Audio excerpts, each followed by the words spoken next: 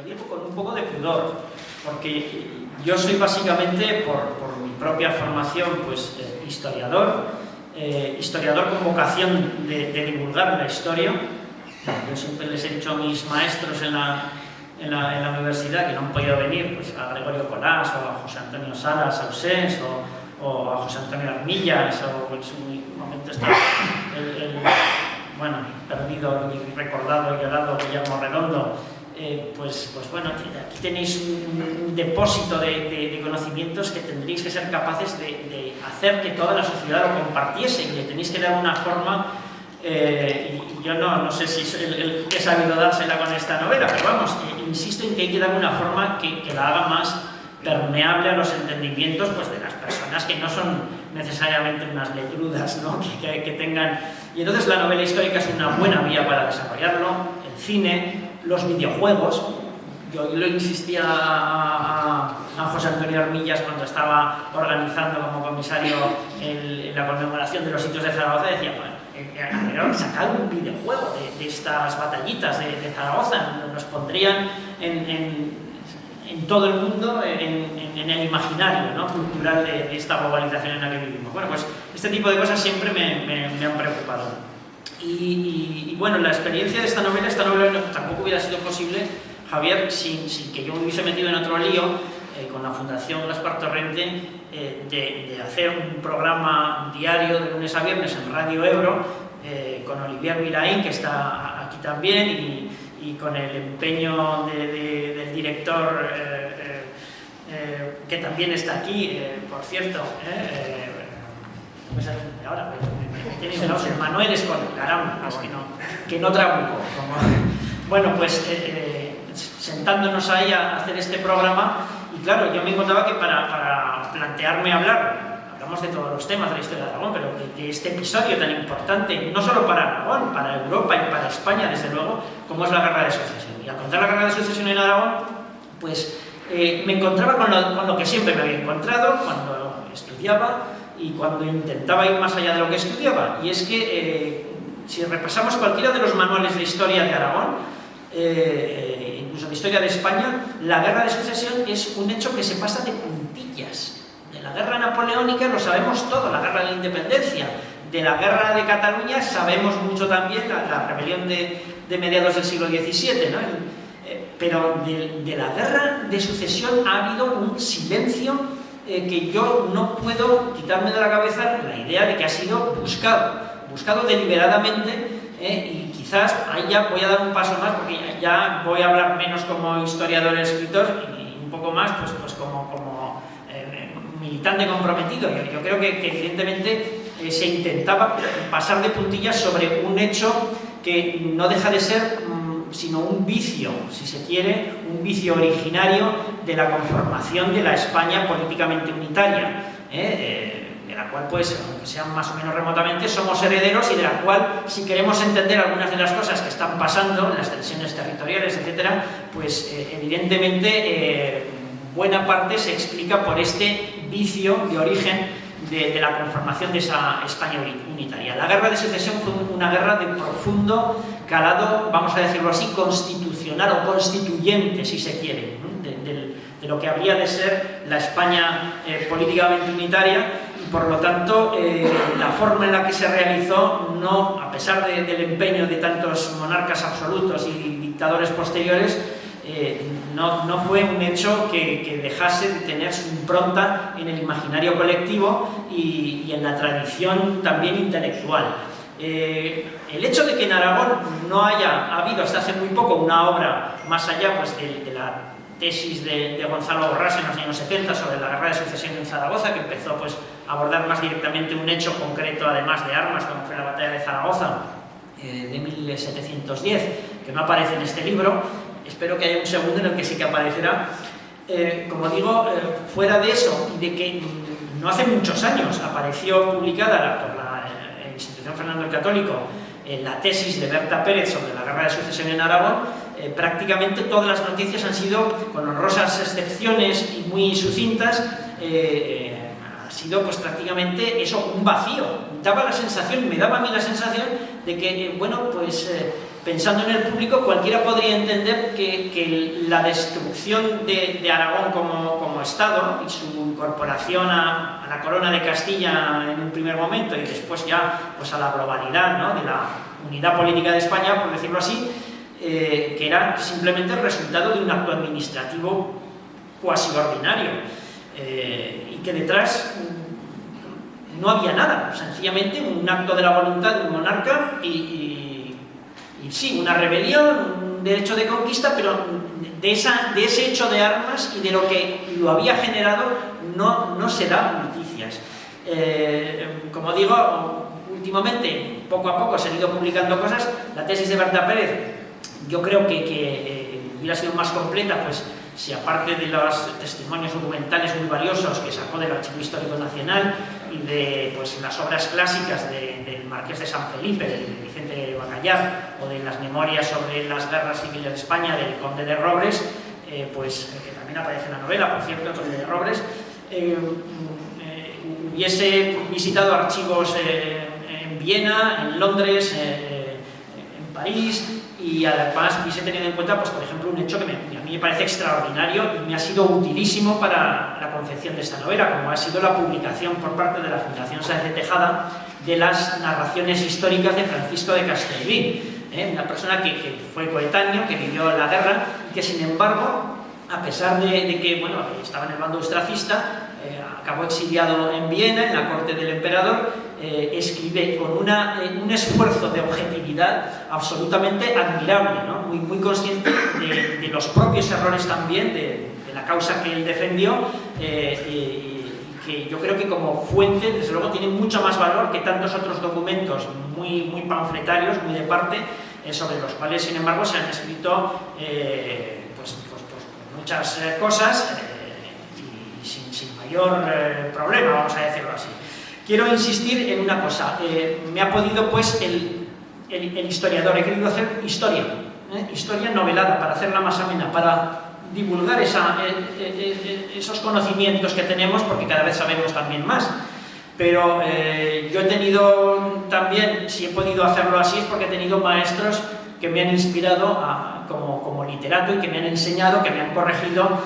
Yo no sé si he sido buen alumno, pero tengo que pedirle disculpas a Ramón Acín, que tanto me enseñó sobre literatura, sobre quienes sabían escribir, como para tratar de hacer un remedio de algo bueno, y espero que efectivamente, pues, espero la nota. Ramón, maestro,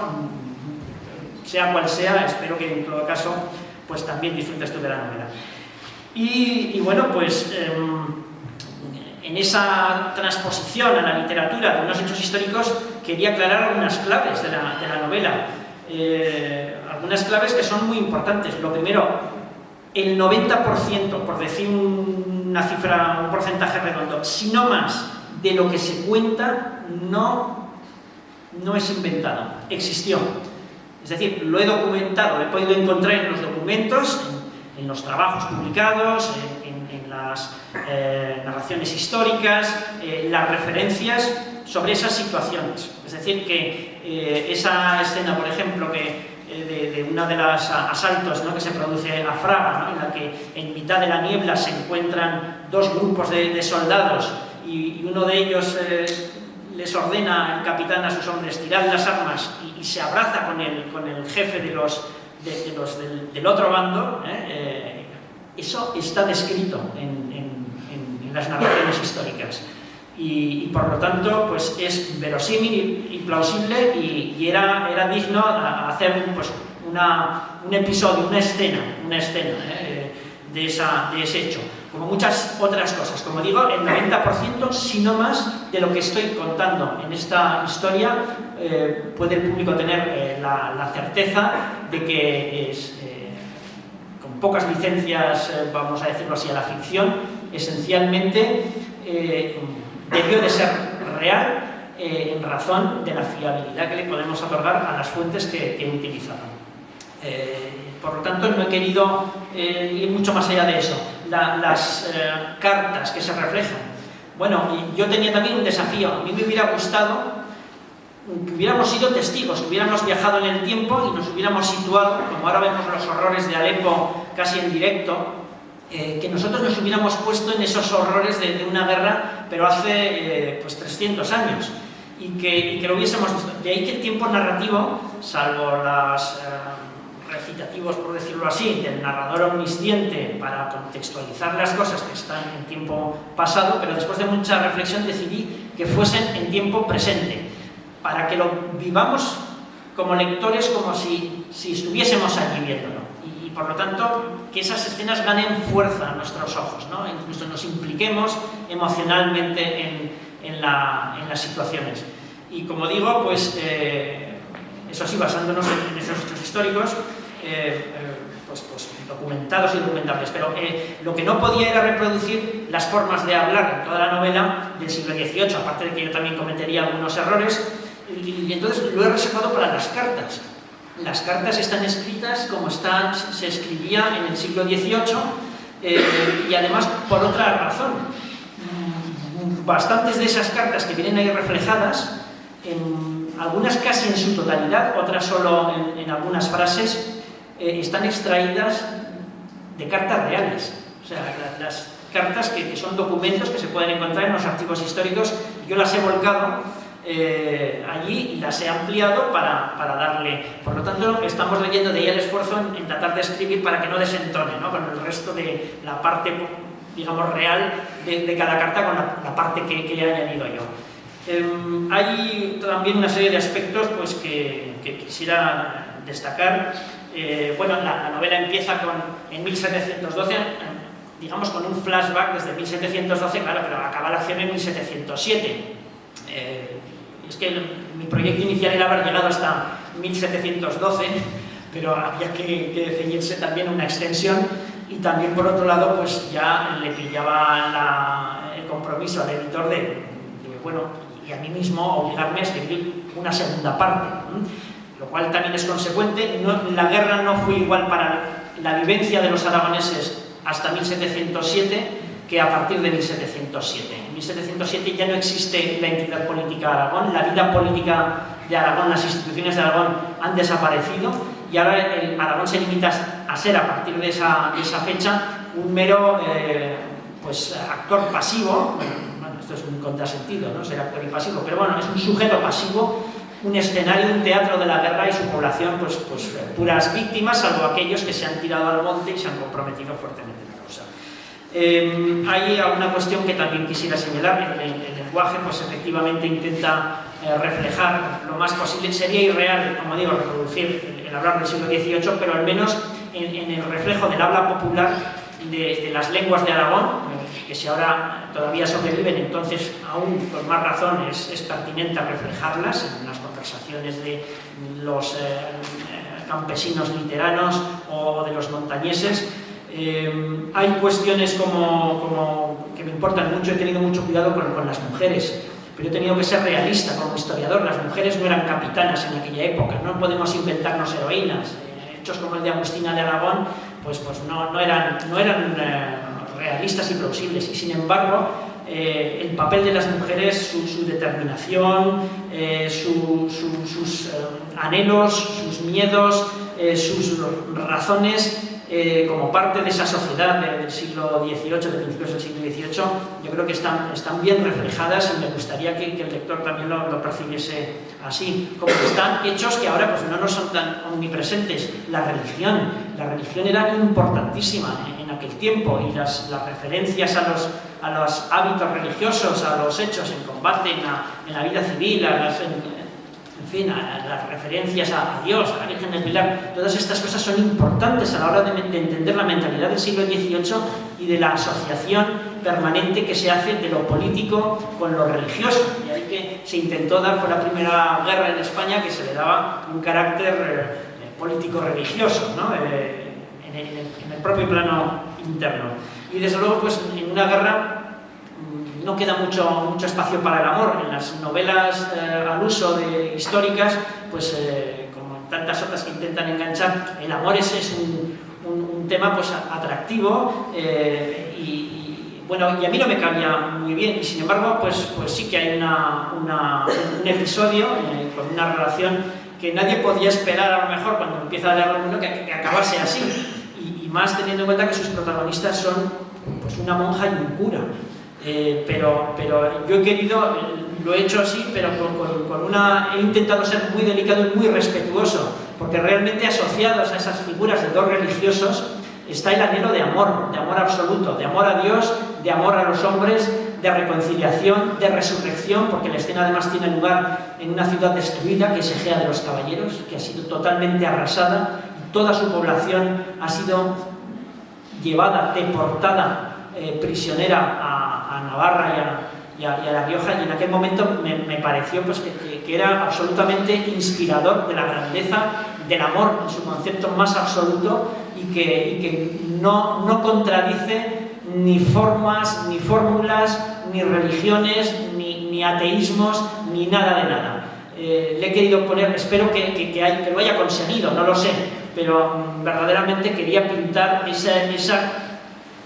insensata y hermosísima contradicción de los seres humanos cuando el amor está por encima de la guerra y de los corsés que nos autoimponemos a menudo. Y bien, por terminar, me preguntaba una periodista esta mañana si bueno, esto era una obra aragonesista o realmente que era de Cha. Yo tengo que decir una cosa, no sé si será aragonesista, mi intención era que la gente conociese algo que no nos cuentan en las escuelas, en las universidades, o no aparece en los referentes pues, bueno, de la cultura general, pues porque sencillamente no se ha divulgado y no se ha contado lo suficiente. Lo anormal es que no fuera, que hayamos estado así, es decir, yo no me quiero poner en contraposición a ninguna posición, pero es obvio que desde el poder de España no ha gustado contar para Aragón y para ningún sitio la guerra de sucesión y lo que supuso desde el punto de vista de lo que ahora somos, ¿no? Con sus luces y con sus sombras, lo que ahora somos con sus ventajas, con las ventajas de que hayamos devenido lo que hemos devenido y, como digo, también con sus problemas. Me he limitado, por lo tanto, a adherirme, a reflejar en todo lo posible los hechos históricos, sin más consideraciones que